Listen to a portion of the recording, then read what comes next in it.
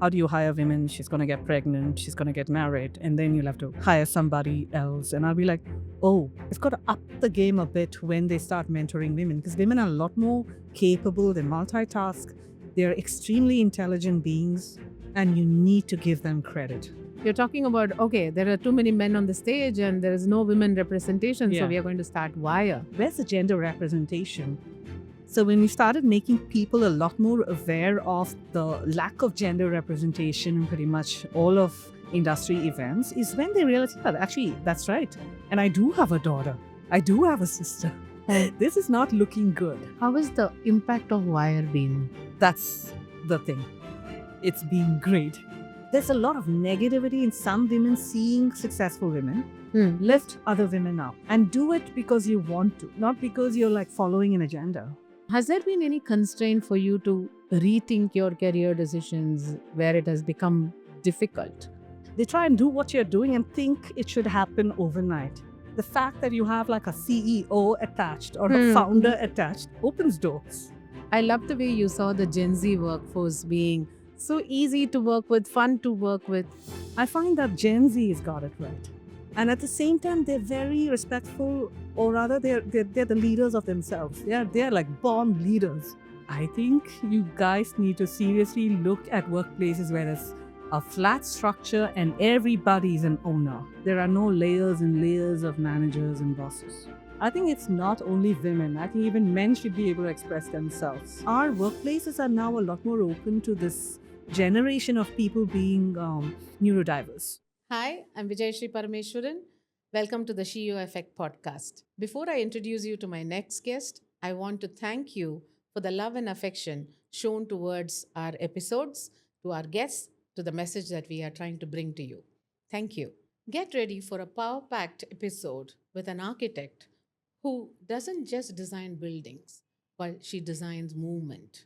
Meet Fancy George, founder of Pause and Breathe, ex CEO of Thomas Workplace Design, and a formidable leader driving change across India's real estate sector.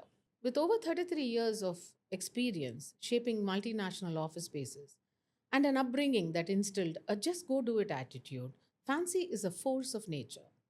But here's the twist: Fancy wasn't always aware of the gender gap until she saw it and decided to tear down the walls. She literally pushed her way onto stages, demanding equal representation in an industry dominated by men. In this episode, we are not just talking about glass ceilings, we are talking about shattering them with a hammer. We will delve into her philosophy of take charge, move on, and her surprising take on the Gen Z workforce. Prepare for a candid, no filter conversation on vulnerability, the power of respect over title, and why a little healthy conflict is essential for growth. If you have ever felt like a wallflower in the workplace, Fancy George will give you the blueprint for becoming the SHE.E.O of your own career. Welcome to the SHE.E.O Effect podcast. It's lovely to have you with us, Fancy. It's just lovely to be here, Shri. Yeah, And thank you for reaching out. This is just something beautiful. yes. And it is also beautiful that we had a connect, that we went to the same school Just this morning. just this morning, in spite of all our conversations. Yes.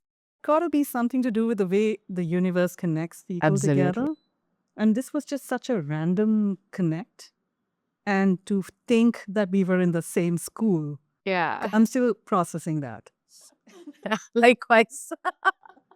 But it gives a lot of joy. Yes, Yeah. absolutely. It was lovely to connect with you earlier on before co-creating the space between each other and for our audience. You said your theme is take charge and move on, right? Yeah. You said that you do not worry about the gender in the room, but it's more take charge, command, take the command. What would be your advice or one takeaway for our audience who feel intimidated or not comfortable when they feel minimalized? Starting with building a business when I was straight out of college with two friends of mine, right? We built that business, and within I think a year or 2 years, I realized that I wanted something else.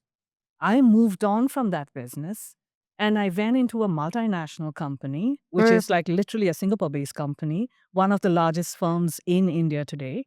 where architecture and workplaces were concerned. And who knew? I was just working. I'm an architect. I'm a qualified architect. And here I was like kind of being pushed into workplaces. And I realized that was my connect. The beauty there was like understanding people and then designing the workplaces for the people. And in all that, there was just no expert within that company. I had to learn on the job. Okay. And I was one of the early players where workplaces were concerned in India in 1996 or 97. I was like 26 or 27, and I was working with large companies, companies like Cisco Systems, Sun Microsystems. Who's heard of Sun Microsystems? Hmm. Like they were all coming into India Yeah. and they were all coming into India. And I had to go work with them, understand their needs, and put it together. And I had nobody to ask how to do it. I had to figure it all out myself. And I think all that happened from my early training of just listening to my intuition, listening to my needs, going deep within to understand what I wanted, and following that path. That Okay. honestly was my guiding point, I would say. And going in and understanding yourself better, how did it give you that confidence to take charge and take the command? I just didn't ask anybody. I was in charge. Hmm. In fact, the MD of the company, I would keep going over to his room and say, "Can I help you? Do you need help? You look like you need help. Let me help you." So I realized that even there, I just wanted to do more. Yeah. And I think the advice there would be just don't think too much. If it's talking to you and if you're really passionate about what you do, think of what's next and go follow it. Yeah, that's a great way to Yeah. bring out your strength and play it with confidence. So you were the founding force of Wire, right? And Yes. you said you were tired of seeing men on the stage all the time, and you wanted to take command there and Yes. started Wire. Yeah. How was that experience? And did you face any resistance? I'm one of 7 founders. And I think how it started was, we were all part of different companies and we were constantly part of a bigger setup and not realizing. I would constantly be sitting in a room and not realize that there was like zero gender representation there other than me. Right? Mm. I never saw it. Till there were conversations around women. How do you hire women? She's going to get pregnant. She's going to get married. And then you'll have to hire somebody else. And I'll be like, oh, that doesn't Yeah. sound right. Yeah, that doesn't sit well. That doesn't sound right. So at first I used to laugh along, boys club, laugh, ha ha ha ha, yeah. And I was like, ha, why am I laughing about this? It's not right. Yeah. There was a time, I think sometime in 2017 or 18, I was part of a larger networking event for the real estate folks. And in this event, I was part of the audience really. And we were watching panel after panel of people come in and go. And we were looking there and thinking, where's the gender representation? It just wasn't there. Mm. And then finally there was one with one woman in there. We're like, no, this isn't right. Is it because we are not pushing ourselves to be there? We have to be part of Yeah. a larger human club, not the boys club, but the humans club. Well said. In that particular conference, I remember we were seeking each other out. We met at lunchtime, 7 of us, and we are like, did you see that? Yeah. You think there's something wrong with that? Mm. Of course, there's something wrong with that. Maybe we are not doing enough. And we said, okay, let's go and change this game. Let's go in and do something about this. And we spoke. We used to meet at weekends. What is the word for it? Non gratia, ex gratia, Ex gratia. ex gratia. We literally would find time during weekends, meet in somebody's house or something like that, and we would just talk about how are we going to do this. Get into calls late in the night because we're all very busy folks. We were all very Mm. busy. We were in our in the busiest time of our age, I would say, and we still thought, no, we need to do something. So that's where this whole idea started. We launched it in 2022, Okay. and it's almost 4 years now. So very exciting. Did you face any resistance? Huh. To starting this? Yeah, because you're You're talking about, okay, there are too many men on the stage and there is no women representation, so Yeah. we are going to start WIRE. So I'm going to go backwards from there. I think it's more like when we started it, there was this whole movement of diversity, equity, inclusion going around, Okay. DEI. Okay. And there were very quickly people who wanted to get on our side Okay. and work with us. In fact, it was the other way around. It was quite helpful, I think, because it happened post COVID. I think there was just not enough awareness of what was happening. So Hmm. when we started making people a lot more aware of the lack of gender representation in pretty much all of industry events, is when they realized, yeah, actually, that's right. And I do have a daughter. I do have a sister. Hmm. This is not looking good, right? It's Hmm. not looking Yeah. good. So maybe we need to, work with platforms like WiREnet and do something about it. And we have been, I think we've been quite successful over the past 4 or 5 years. I've just seen a huge difference in many of these platforms. And it's really beautiful to see that, because I think once we started, many other people got on as well and started different platforms. So it Wonderful. was great to see. Yeah. How has the impact of WIRE been? That's the thing. It's been great. I would say really So happy good. and proud. Yeah. It's And been good. how would you measure that? I mean, what would be the measure to it? I think you can walk again. It's these are the intangibles.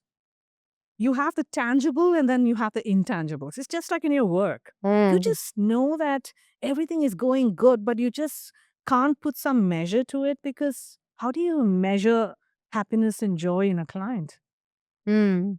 How do you measure happiness and joy in the industry? How do you measure uh, satisfaction, purpose of life? How do you measure any of these things? It's not possible. So I think it's more in the feel. You got Yeah. to feel it intuitively. And intuitively, we know we've made a huge difference. Brilliant. Yeah. That is so nice. I'm also going to ask you a bit of a controversial question. Right? There is also this belief that uh, there is a challenge in women lifting women up, Yeah. right? And what has been your experience? A lot of us are there for this larger, bigger purpose. We have no problem reaching out to our networks, helping other women out. I mean, I think this is where I'm going to ask you to help me a little bit from your end as well as to your experience, because I find that some of them are very quick Mm. in jumping on this bandwagon with us and really lifting themselves up. There are others who just, there's a lot of negativity in some women seeing successful women. Okay. And then they're very quick to, just kind of backtrack a bit. And the whole purpose of anything that we do then comes back a bit. And I don't understand why that is. And I don't know if it's to do with upbringing. Is it your circumstances? Is it your environment? But this is what we were trying to address, and make people aware that you will do this and don't do that. Mm. Lift other women up and do it because you want to, not because you're like following an agenda. That makes me curious.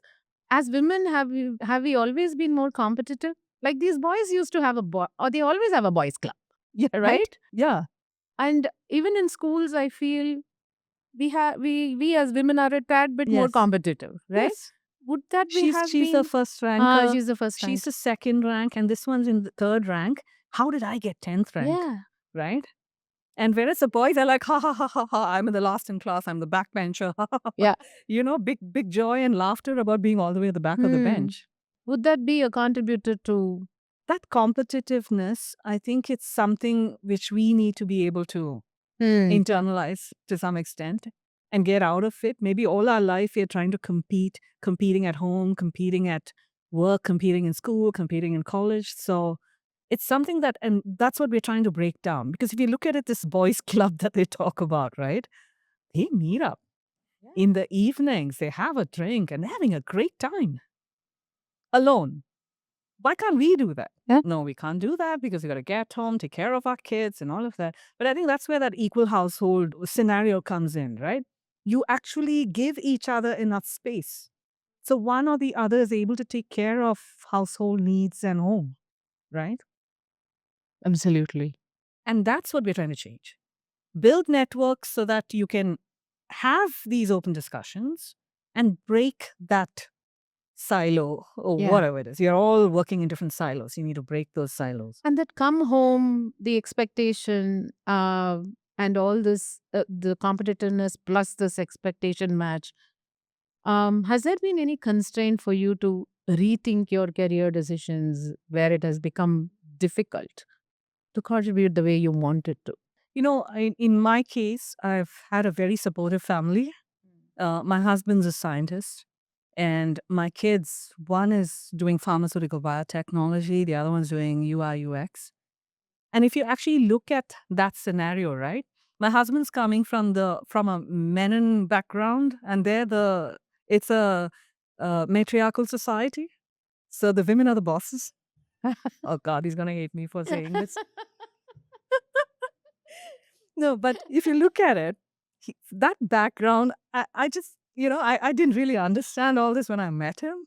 But I think it made a huge difference because he was so supportive from the beginning in just pushing me to do my thing. He just never ever came in the way. He says, whatever's good for you, Fancy, Hmm. you take the decision, you do it, right? So I think it's also important to have that kind of an atmosphere there like we're Yeah. speaking about. You need to have that ecosystem that Yes. supports it. You can't do it alone. I guess you can, but it's a lot more tougher. And that makes me wonder, Yeah, does that ecosystem need to be there, or does the attitude you bring create that ecosystem too? absolutely right. Right? Absolutely right. I had it easier. Yeah. But if I have to look at my mom-in-law, she's a very strong woman, Menon. She's her father was in the government, and he was a diplomat. So her bearing always is like, I'm the queen, so I'm Mm. the boss here. You guys go get that done. And she was, and I used to listen to her. She used to keep telling me how difficult it was in in their society where men sit down and order the women to go and do the cooking, and she'd be like, I'm not gonna go cook. That's not my problem. Get somebody else to do Yeah, the that's a cooking. great role model to have at home. There you go. On the other hand, my mother was a little bit more quieter. Mm. I lost her about a month back, but Yeah, I I'm so always sorry. thought that she had a lot of beans. She couldn't sit still. Mm. She had to do the cooking, she had to go and garden, she had to do many things. She had to like micromanage. That micromanagement is what makes you a big boss, isn't it? You don't get bogged down by anything. You're constantly busy. You're just constantly managing a home, managing a career. She was a teacher. Not that she was sitting at home, but she managed a lot, and we give them zero credit. Yeah, absolutely. We can also build the ecosystem is a message that we can carry, right? Yeah, we can help enable the ecosystem. Absolutely right. And Shri, between you and me, we should help this Yeah. ecosystem. Don't wait for a silver platter. Yes, don't wait for a silver platter. One key point that came out in our conversation, which I really loved, was respect versus hierarchy that you Yes. spoke about, that being your core value. Yeah. I would love to hear a little more about that. So what I've seen over my career is that I've been very authentic, true to myself, and I have always gone about my work and my business in a very authentic fashion, to the sense where I was just doing it because I thought that was the right thing to do. So I'd do it. I'd get into a project and I wouldn't just palm it off to anyone. I'll have to finish it because internally the voice tells me, no, you need to finish that. You need to finish that project, right? So over the years, I've found that I think the industry tends to respect, and it's again the intangible. How do you build relationships? Mm. Just passing a card from one person to the other and say, oh, I'm networking now. Here you go. Here's my card. I'm networking. That's not the point. The point is, are you having a very open conversation with the other person? And are you connecting on a deeper level? Are you guys like on in sync with each other? And if you're in sync, work together, Yeah. right? If you're in sync, you should work. If you're not in sync, you're in different vibrations. You've heard a lot about vibrations and sound bowls and healing, but that's very true. Maybe you're off a different frequency from the other person and you're not meant to work together. And during this journey, I found a lot of people who I just really beautifully gel with, and I keep in touch with them. And then there's a lot of respect that comes from having done work in a very authentic manner. And that is truly, truly important for you to understand that, that's the essence of any relationship. Make sure you're true to yourself, authentic, follow your purpose, and do the right thing. Hmm. In that journey, I find there are also people who try and do what you're doing. They try and do what you're doing and think it should happen overnight. That doesn't happen overnight. It's just something that you build over the journey of your life. It just happens. It happens very gradually, beautifully, authentically, and it's an ethical way of looking at it as well, I guess. But really, it is something that you should not take for granted. You should not take people for granted. You should be respectful. You should be kind, and starts with you. Yeah. You be respectful. You be kind to that person who's gone through that journey. Don't take them for granted. And I would expect the same from me. I've been through this journey 35 years, Exactly. and there's so much I can contribute. Don't think it's going to come to you just like that. You got to try and develop that relationship so that we're able to work together I don't know how best to say it, but sometimes instinctively you just know. Listen to your inner voice. Listen to your intuition. I loved that point you said respect and kindness, not only for others, I think it starts with yourself. First, start it with yourself. Yeah. And it's easier to spread it out once you respect and you're kind to yourself. And that's the key mantra that we use in our leadership development and Yeah. the coaching journey. So that's the other part of it. So I'll come to it because there again, all my life, I have put myself a lot in front. And I've done it because then I'm able to take care of everybody Yeah. if I put myself in front. Absolutely. I've got a lot of respect for myself. And I do take a lot of effort in looking like what I look also. And I take wellness seriously. I take wellness to another extent where I actually go on these wellness trips like yoga and meditation. Because, if you first start taking care of yourself, like I said, Yeah. that's the only way you can take care of your whole family. And then you're also a role model, right? Yes, They follow you. absolutely. And that happens at the workplace as well. Respect and titles, respect and position, respect and authority, right? Yeah. How can we hold on to that in spite of, even if there is a time when we might let go of that title, Mm.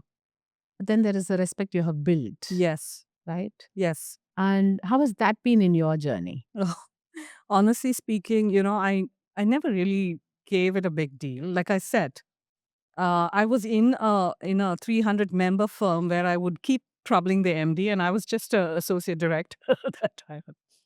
Can I please? You need help. Huh. You need help. So I would keep pushing him to the point where he would have to take me along for all the meetings because I would say, I'll help you. I'll help you with the RFP. Let me do a little work for you there.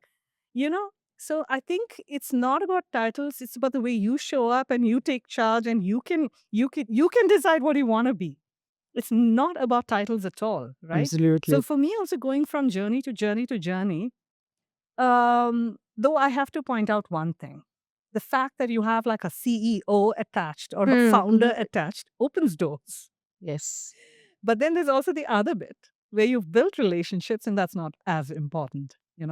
Another beautiful conversation we had on, I love the way you saw the Gen Z workforce being so easy to work with, fun to work with. Yeah. Whereas we are hearing it from many other millennials and, saying, oh, it's a chaos and Yeah. we are finding it difficult. Yeah. No, I think we're coming from that generation, Shri, where we were constantly structured. There's a boss, then there's like a sub boss, then there are some other 3 other layers and 4 layers, and ultimately there's a layering and sprinkling. We're lost. What is happening now is they're speaking up. And we're coming from that generation where there was that structure. And trust me, I used to, like I said, I constantly questioned that to the point where I would go to the biggest boss. And that wasn't looked up well within the company. They're like, why is she talking to him? Right? I didn't care. I knew him first because I was one of the first employees in that firm. Yeah. So we had that comfort level. And for me, it wasn't about networking then. It was about having a great, respectful conversation and learning from a mentor like that, right? That's what I saw it as. So I find that even Gen Z, they will be misguided if you keep continuing with those layers that's there. I think that layering has to be removed. And each to himself, you want to push yourself and go and have that conversation. If Bill Gates is there, go talk to him. What's stopping you from doing it? My God, it's Bill Gates. I can't talk to him. Yeah. Oh my God, that smoothie. Oh, let me hide under the table. Why? Yeah. Push yourself and just take that chance. Of course, you're going to look foolish sometime in your head, but that's only in your head. It's Yeah. not in anyone else's. It's in your head. Just remove that whole thought, right? And say, what can I learn from this person? Oh my God, Shree, Yeah. can I approach you and learn something from you? Why should I go to your layers? I'll come to you and then learn something from you. And I know I can learn a lot from you. Hmm. And that has to be the attitude. Yeah. Which I kind of, started developing within my workplace as well and speaking directly to the younger ones. And they're like, oh, we're here because we want to speak to you. But that's right. They're there in the first place because they're learning something from you. Hmm. Of course, there's no layering, but then there is like roles and responsibilities. Yeah. So you do have that layer which says, okay, listen, I need this produced at this time. So speak, be respectful. And then, of course, there is this person here who's conceptual, talking about the storytelling, talking about what's behind the project. Have a conversation. Nothing's stopping you from having that conversation. What is that one thing you see in the Gen Zs now that you connect to? Just say, they're what do you call it? It's like I'm always told, okay, that I have no boundaries, Okay. that I have no boundary, which is true. Okay. I'll meet like anyone. It could be the founder or it could be the coffee boy. My tone is just the same. I Hmm. talk to everybody very respectfully, and I'll be like, "This is it." And I'm not going to be bowing down just because you happen to be the Yeah. MD of any company. I find that Gen Z has got it right. Beautiful. They just they're just respectful, and at the same time they're very respectful, or rather they're the leaders of themselves. They're like born leaders, right? And they just have that conversation very openly with someone who's 20 and someone who's 50, someone who's 70, right? True that. Yeah. And it's the same tone. Hey, I didn't understand that. And we were always scared to ask questions. School, School. you're asking too many questions. Yes. Okay. We In weren't this, allowed to. we weren't allowed to. Yeah. And then that would stop me. And then, and I realized that is really driving this generation. They'll ask you, I'm sorry, I did not understand what you said. Can you please Hmm. clarify that point? I didn't really get it. Yeah. And then if you really just made that up, you have to quickly come up on the fly with what you were trying to say in the first place, right? So 100%. they And catch you. If you're just trying to like flick them away, they'll catch you. I also I see a correlation to the lot of entrepreneurial mindset that came in our times, Yeah. where you did not compromise and you challenged the status quo. You did question, Yeah. until you were convinced. I see that in this younger generation now. Oh yeah. And I was discussing recently saying that, hey, be prepared. All of these guys are not going to be in the workforce for long. Yeah. Because they're all going to be their own bosses. Yeah, they want to be their own bosses. Yeah. So I'm coming up from many different conversations right now. We're having a couple of GCC breakfast meets, Hmm. and this is what I'm hearing about. How do you retain talent? I think you guys need to seriously look at workplaces where there's a flat structure and everybody's an owner Yeah. and everybody's a collaborator. There are no layers and layers of managers and bosses. And in fact, I think the 500, 600, 1,000 firm, and I'm going to get in trouble for this, is going to go away. It's going to be more about how do I collaborate with you, Yeah. Shri? How do I collaborate with this other person for my business? And this Absolutely. is my business, and that is your business, and this is somebody else's business. But how can we collaborate?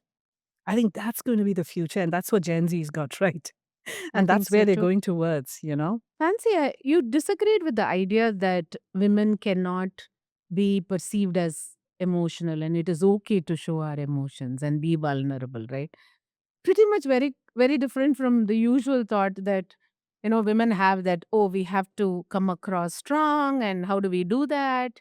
It's a constant battle that women go through. And you were like, it's okay. It's okay to be emotional. It's okay to be vulnerable. Yes. What would be your self motivation or your self talk or the self leadership with which you handle that situation and not worry about how you're being perceived?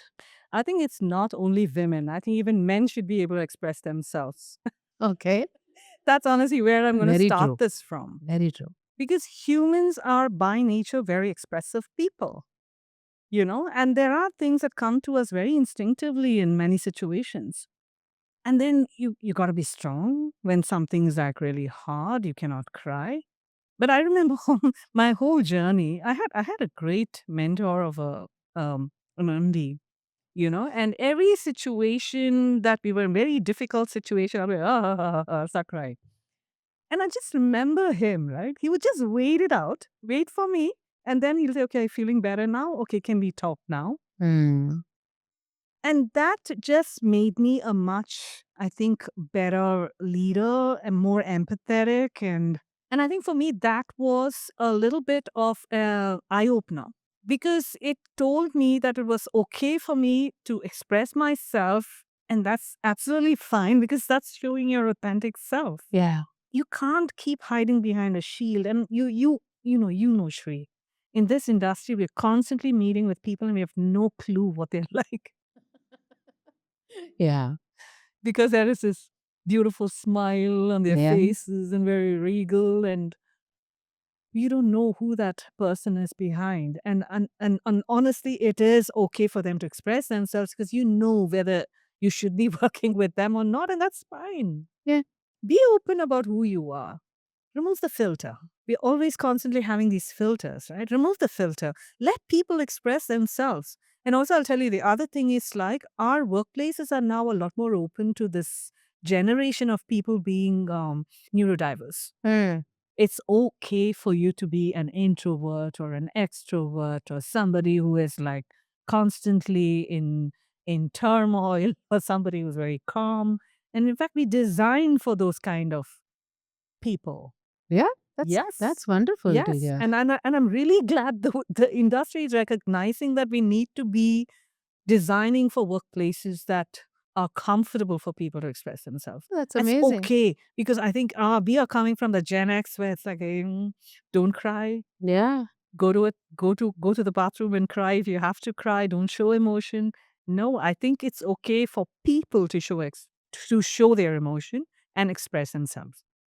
And do you think the world has evolved or the workplace has evolved to hold that space for each other? Oh, absolutely. Because, like I said, it's not only just he or she, right? It's also them, they. There are so many different genders that's coming out. He who's a she who's a he, Yes.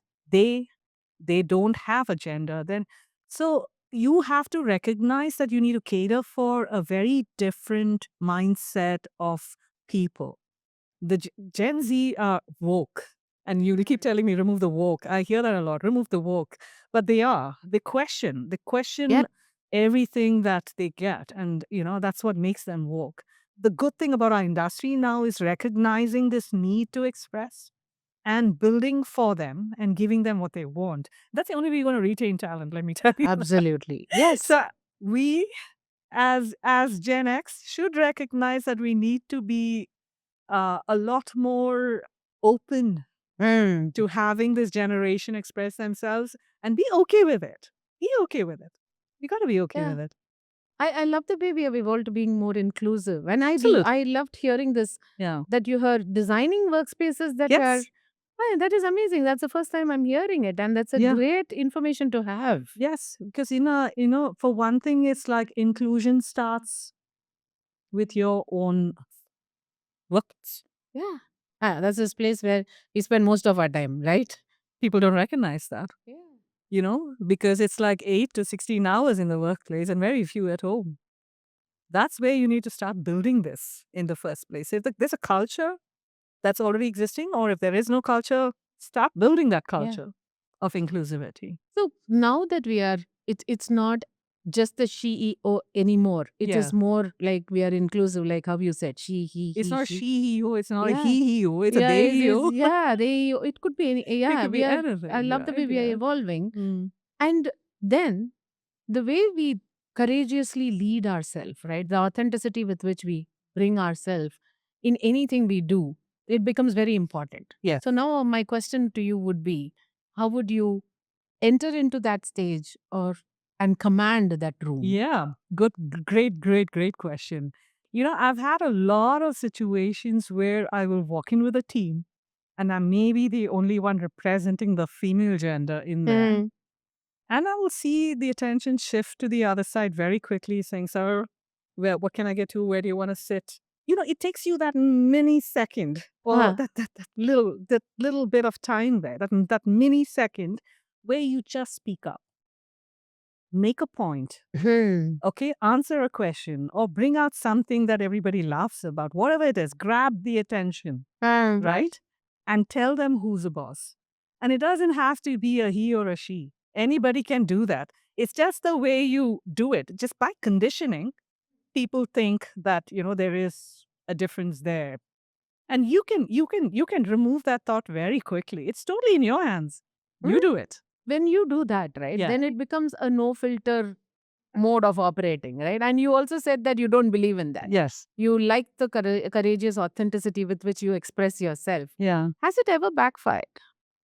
Oh, yeah. I think it's easy for you to be able to also take care of that situation. And how do you recover from those moments? Just internalize. Hmm. I think talk to yourself, internalize, and tell yourself what is the right thing to do. And that's something for you to internalize, come up with a solution, and stick with it. Basically, just be authentic, listen to your inner voice and intuition. And that, I'll tell you, will guide you in any direction you want. It's just so easy. Respect yourself. Respect Take care of yourself. yourself. It's you first. Absolutely. I love the message that is powerfully coming out, right? That Yes, respect and yes. kindness. And I think this conversation took precedence during the COVID time. And remember those videos that used to be floating around where people are on a airplane and who do you help first? You help yourself first. You First. take the oxygen mask, put it on yourself first, and then help the others. Even if it's your child. Even if it's your child, because you cannot help her Yeah. if you haven't helped yourself. So help yourself first, and then you can help whoever you want. Absolutely. That confidence that comes when you respect yourself, you're kind, Yeah, and you show up with that confidence that's right. comes yeah. from an inner strength. Yeah. Beautifully said. No, because you lose that energy. You lose energy when you're constantly taking care of somebody else's needs. Yeah. You want to be energetic, take care. You gotta light the fire there within you first. And you empower the system around you too. That's what makes you empower the system Yeah. around because you are energetic. Yes. People keep asking, how do you have so much energy? Maybe it's because I think I am the priority here. For me to be able to help others, I've got to help myself first. Okay. Now ready for a rapid fire round? Yes, absolutely. Should the first answer that comes to your mind? Yes. Okay. Okay. The most overrated skill in a CEO. Oh my God. I can think of many. Okay. Which will top it? The most overrated skill in a CEO is a CEO is constantly behind, running behind budgets. I'm sorry, trying to save money for a company.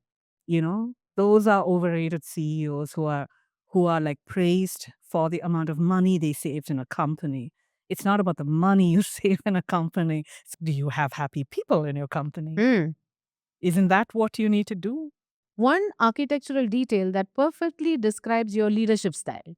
Can I just be very generic about it? I think it's about how you're able to express yourself in the detail. The most common mistake men make when trying to mentor women. They just start somewhere much lower than the woman is capable of. Yeah. And they don't understand women like they're supposed to understand women. Mm. Women understand a lot more about people. It's got to up the game a bit when they start mentoring women because women are a lot more capable. They multitask. They're extremely intelligent beings, and you need to give them credit for that. You got to start somewhere on the top. If I were to interpret it right, they mentor with a certain bias that they need to let go of? You said it, not me. Oh, possibly. But I'll agree. Yeah. Boarding school or family upbringing, which gave you the bigger edge? Wow, that's my kind of question. Definitely boarding school. Boarding school? And I am bold, and I will say, I will talk my mind, and I am extremely authentic, and I keep telling people to express themselves. And I have no filters. Yeah, I have no filters. I'm very happy to say I have no filter.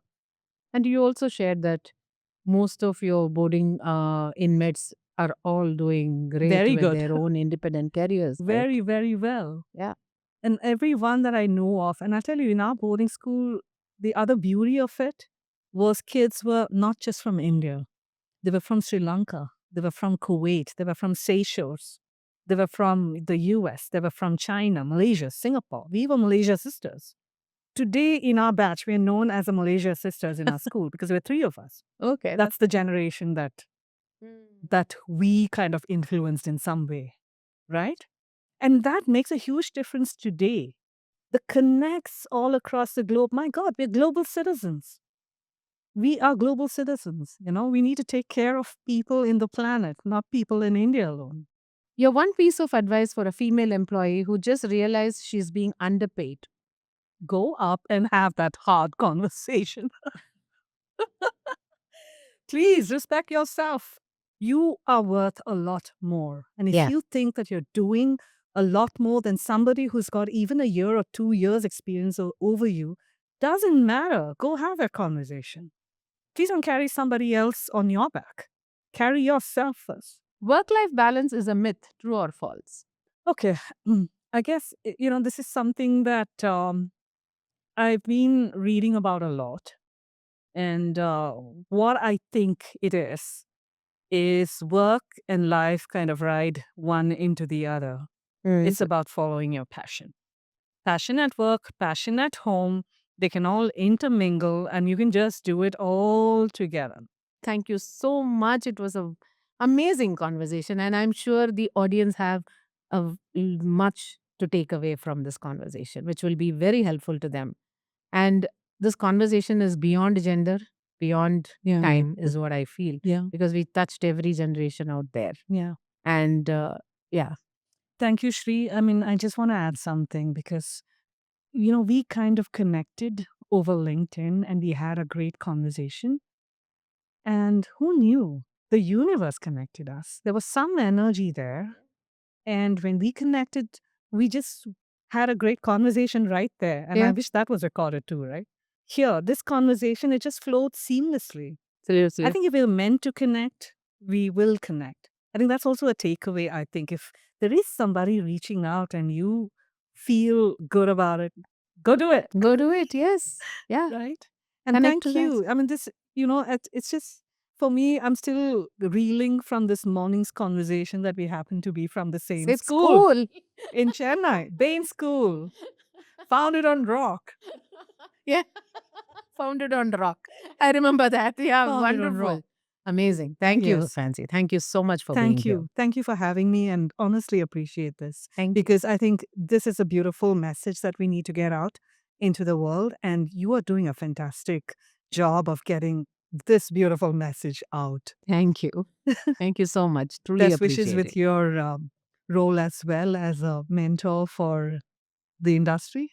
The SHE.E.O. The SHE.E.O. effect. effect. The SHE.E.O.